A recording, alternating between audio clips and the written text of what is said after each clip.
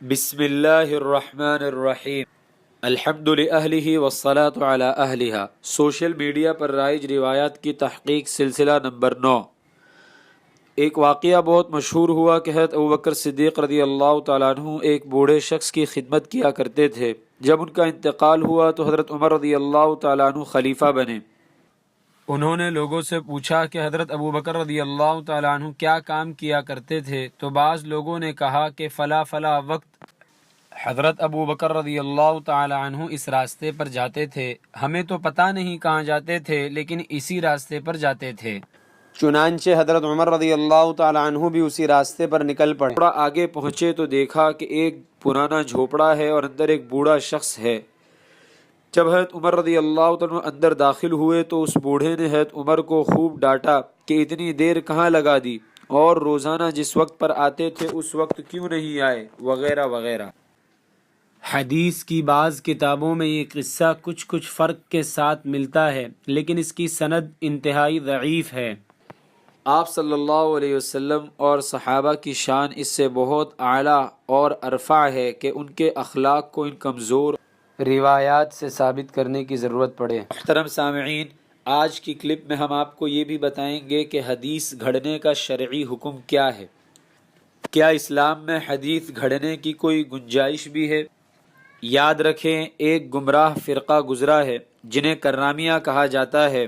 ان کا مسلک یہ تھا کہ اگر دین کے فائدے کے لیے اور لوگوں کو دین کے قریب لانے کے لیے حدیث گڑھی جائے تو اس میں کوئی حرج نہیں ہے، لیکن یہ مسلک بالکل غلط اور باطل ہے۔ محدث کبیر شیخ یونس جونپوری نور اللہ مرقدہ وبرد مضجعہ نے ایک سوال کے جواب میں فرمایا تھا، من گھڑت یعنی جعلی روایات بنانا حرام ہے۔ کرامیہ نامی فرقہ اور بعض جاہل لوگ جو یہ کہتے ہیں کہ دین کے فائدے کے لیے حدیث گھڑنا جائز ہے، یہ محض ان کی جہالت ہے۔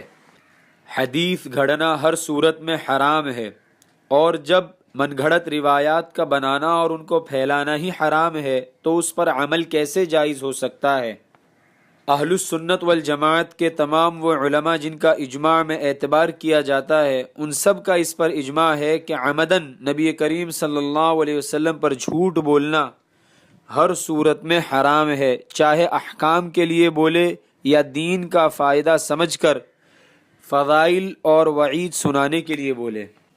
اس لیے ان من گھڑت روایات سے خود بھی بچیں اور اس وائس کلپ کو زیادہ سے زیادہ شیئر کر کے دوسروں کو بھی اس وعید میں داخل ہونے سے بچائیں، جس کے بارے میں رسول اللہ صلی اللہ علیہ وسلم نے ارشاد فرمایا، جس نے مجھ پر عمدن جھوٹ بولا وہ اپنا ٹھکانہ جہنم میں بنا لے۔ اس کلپ کے شروع میں جس روایت کی تحقیق ہم نے نقل کی وہ ہم نے مفتی عبدالباقی صاحب کی تنبیہات سلسلہ نمبر 51 سے لی ہے۔ ایک وضاحت اور ضروری سمجھتا ہوں کہ ہمارا اس وائس کلپ کے سلسلے میں کسی حدیث کی تحقیق کو نقل کر دینا یہ اس بات کی دلیل نہیں ہے کہ وہ حدیث من گھڑت ہی ہوگی، بلکہ کبھی ہم ضعیف روایت کو بھی نقل کریں گے۔